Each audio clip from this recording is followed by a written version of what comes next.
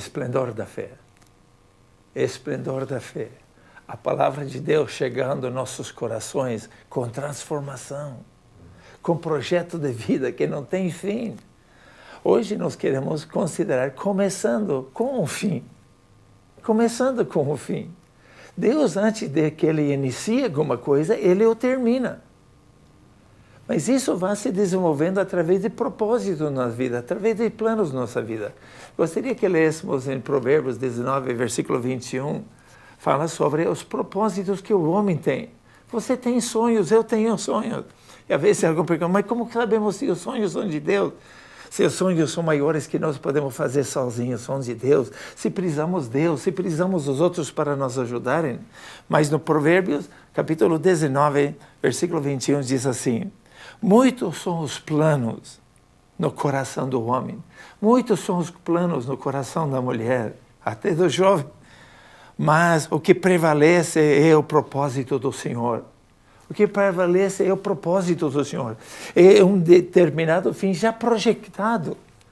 Nós nascemos já com um projeto de vida. É importante nós entendermos que propósito é mais poderoso do que planos.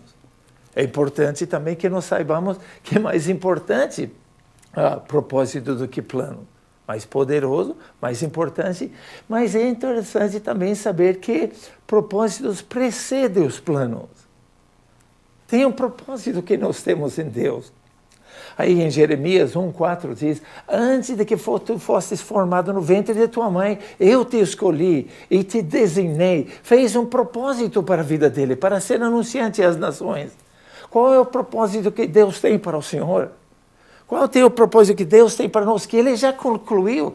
Nós não nascemos nesse planeta para achar o que vamos fazer. Nós fomos entregados aqui nesse planeta com o propósito de Deus para cumprir. E já temos todo o equipamento. É somente buscar em Deus a habilidade e a transformação na nossa vida e transformar toda uma região, toda uma área. Mas para isso precisamos saber o começo e saber o fim. O homem, a mulher, todos nós, tem 5 perguntas principais que nós queremos considerar no início agora. 5 perguntas que o homem de 10 que está morando numa casa de 10 milhões de dólares no fundo de um lago, até quem sabe no fundo de um clube de golfe, até próprio um aeroporto, está fazendo pelo menos estas 5 perguntas. E aquele que está, lamentavelmente, por falta de estrutura, nós como povo, que está morando debaixo de uma ponte, quem sabe até dormindo numa caixa de papelão, ele também está fazendo as perguntas. Perguntas de identidade. Quem que eu sou? Quem que você é? Quem que eu sou? De onde eu vim? Nossa origem. De onde que eu vim?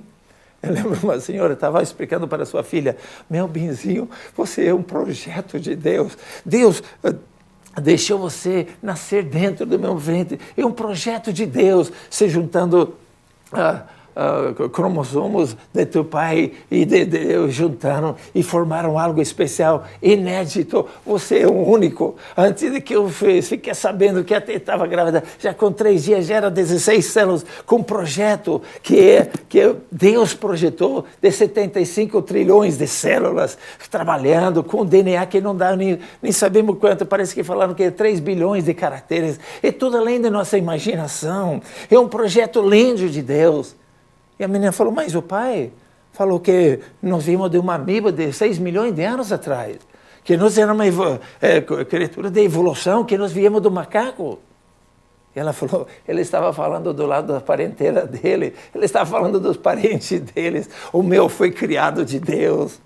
Oh, meus amados, é verdade que queremos descobrir como são a evolução das coisas. Faz 150 anos, agora em 2009, em novembro, que foi esse aniversário, o aniversário de Charles Darwin e seu livro A Origem da Espécie. Mas ele tentando achar, ainda não achou ligações, e ele também acredita em Deus, como Albert Einstein e tantos outros. É muito mais inteligente dizer, vê, tudo veio do nada, de um Big Bang, foi um Big Bang, sim, quando Deus falou, e foi criado os universos. Mas, depois de criado, tem propósito. O que é para me fazer? O que eu posso fazer? Uma terceira pergunta, a quarta podia ser, qual é o meu potencial? O que eu posso realizar? E a quinta é nosso destino. Para onde que nós vamos? Nós viemos, estamos aqui para quê? Nós temos propósito, o que nós podemos fazer? Queremos nos contribuir de uma forma significativa, não queremos ser um sopro de vento. O Shakespeare falava, um grande escritor lá na Inglaterra, estava falando, nós somos uma sombra. O homem nasce, trabalha e morre. Ele é um artista no palco da vida. Se é só isso, não me parece tão interessante. Salomão, o homem mais rico do mundo, fala, tudo é vaidade. Ele, com toda a riqueza, com todo o conhecimento que ele tinha, a Bíblia diz também que ele era o homem mais sábio do mundo. E ele termina reconhecendo a Deus. Reconhecendo a Deus, deixando Deus nos mostrar que nós somos o centro da criação, que não há nada mais importante, mas nós precisamos ver como é que essas coisas se ligam.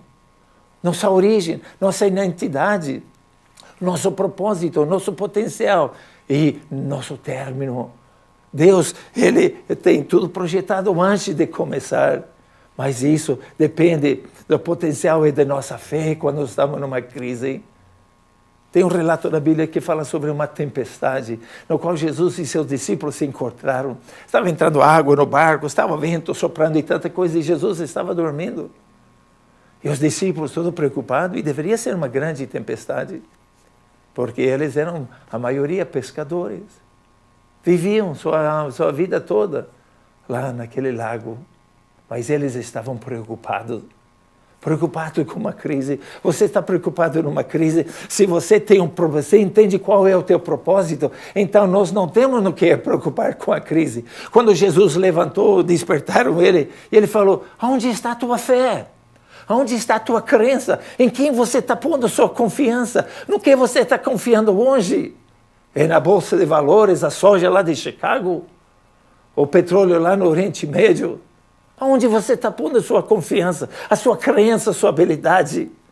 Se você está colocando em Deus, então você pode olhar para a crise e dizer, vá dormir, porque crises vêm e vão, mas propósito é permanente. Deus se colocou nesse planeta para cumprir um propósito, para realizar algo belo e lindo, e te capacitou totalmente para aquela realização.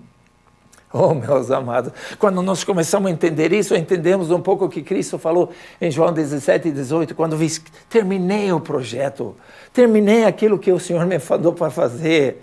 Muitas vezes nós pensamos que Jesus morreu 2000 anos atrás, mas de uma maneira podemos até considerar que ele não morreu nem 2000 anos atrás.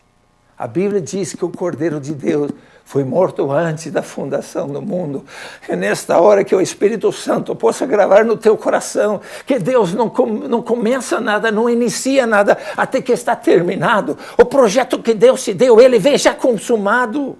Mas você precisa desenvolver dons e talentos, precisa saber pedir perdão, precisa saber receber perdão, precisa amar, precisa aprender a ser amado, para que possa se consumar o grande sonho que Deus depositou no teu coração, depositou na tua vida. E depende de você. Depende de você. Você precisa entender que propósito e potencial são iguais. Aquilo que Deus te deu um desafio para fazer, Ele te capacitou para fazer. Você tem habilidades que, quem sabe, ninguém mais tem dentro de um projeto que Deus desenhou especialmente para você. Não tem mais nenhum que tenha o teu DNA. Não tem nenhum que tenha a compostura divina que Deus te deu. Mas você precisa entender que olhar para o fim, olhar aonde é que Deus quer que tu vás, aonde que Deus quer que tu elabores, o que Ele quer que você invente, o que Ele quer que você realize. Gênesis 1, quem sabe podíamos ler um pouquinho, que iria nos ajudar. Bem no início da Bíblia, fala sobre cada um pela sua espécie. Permita-me ler aqui, deixa eu ver. No capítulo 11, do primeiro capítulo de Gênesis, diz assim, sementes de acordo com a sua espécie. Versículo, pulando um pouco mais para baixo, no 12, produzam semente de acordo com a sua espécie. Deus tem habilidade. Depois que Ele tem um projeto, Ele compacta ele dentro de uma semente, dentro de uma ideia, dentro de um propósito. E depois nos desafia a nos conquistá-lo, realizá-lo. Oh, meus amados, eu tenho algo no bolso que trouxe aqui. Olha só, que bonitinho. É uma manga, aliás, uma semente de manga, né? E são dois, comprei lá no Pará. Fui visitar um amigo, Lúcio e a Vânia, e tem um macho e uma fêmea. Se fosse fazer aqueles parelhos, não caírem aqui, né? Manga. Alguém teve uma ideia, né? E é uma semente. Agora, se você só vê uma semente, suponhamos assim, todo aquele trabalhinho ali, então esse é o teu problema. Deus, quando põe numa semente, Ele põe o começo e o fim. A semente é um fato. Um fato. Agora, a verdade não é sinônimo com fato. O fato é a realidade da coisa agora. Agora, a verdade tem uma verdade parcial. Quando nós olhamos nessa manga, mesmo assim, com esse pouquinho de... agora, esse kibe, eu não sei, tem um nomezinho daquele trabalho que fazem. Se você olhar bem aqui, também existe uma árvore. Uma árvore. Que é uma verdade parcial. Mas se nós olharmos também mais profundo, então podemos ver uma árvore de manga cheia de mangas. Oh, meus amados, que Deus abra o seu coração para ver o tesouro que Ele tem colocado na tua alma, o projeto de vida que tem te dado. Deus, quando vê uma semente, Ele vê uma floresta. Deus, quando vê essa sementinha aqui, Ele vê uma árvore, que é uma verdade parcial. Depois Ele vê uma árvore cheia de frutos madurinhos de mangas. Em cada uma daquelas sementes, Ele vê mais uma árvore. Oh, meus amados, quando Deus, Ele não está fazendo mais animais, Ele não está fazendo mais peixes, Ele não está fazendo mais homens e mulheres, porque conforme a sua espécie, Deus, quando vê uma manga, Ele vê uma floresta de mangas. Deus, quando vê um boi, Ele vê uma boiada. Deus, quando vê um peixe, Ele vê um cardume.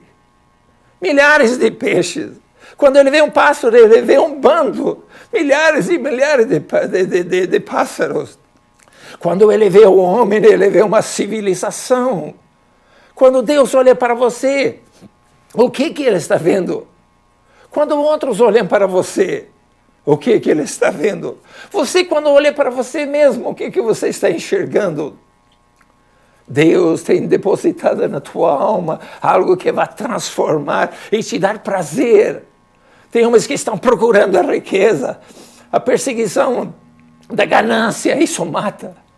Mata a família, mata os filhos, até às vezes mata a empresa, mata a saúde, mata até a sanidade e também na espiritualidade. Deus quer nos prosperar, mas não é uma fome e sede através de ganância, não é um assalariado, é um vocacionado. Quando você entende o que Deus propôs para a tua vida, qual é o plano de Deus para você, Ele vê uma família. Ele, quando olha para você, vê uma família feliz e alegre. Quando vê vê uma cidade abençoada, uma região abençoada. Oh, meus amados, nesta hora de glória e majestade, Deus tem posto uma ideia, uma semente na tua alma. E quando Deus olha para mim, o que Ele está vendo? Aquela semente, aquela ideia que Ele pôs no íntimo de meu ser. Eu sonho ter o estádio da minha cidade cheio de gente dizendo: Jesus, Jesus, Jesus. Eu sonho com as cadeias vazias, não porque em outros lugares já fizeram, porque tiveram uma crença, uma habilidade e juntaram com outros com uma visão de ver mais de uma semente, mas ver uma floresta. Eu vejo álcool sendo usado lá nos carros, não em bêbados e pinguços andando pela rua. Oh, meus amados, Deus tem um sonho e está amarrado em uma semente, está compactado, mas depende de você plantá-la, depende de você aguá-la, depende de você realizar o sonho de Deus para a sua vida, para a sua família, para a nossa região. Oh, Deus nos dá uma oportunidade de sermos felizes nele, sem angústia, sem medo da crise, sem medo das circunstâncias, mas batalhando nessa palavra, deixando ela brotar e vendo o fim que Deus viu antes de iniciar a tua vida, antes de iniciar essa empresa. Deus viu ela com sucesso, viu ela elaborada, viu ela feliz e transbordante. Sejamos o que Deus sonhou, o que Deus projetou hoje, amanhã e sempre, para sempre. Aleluia.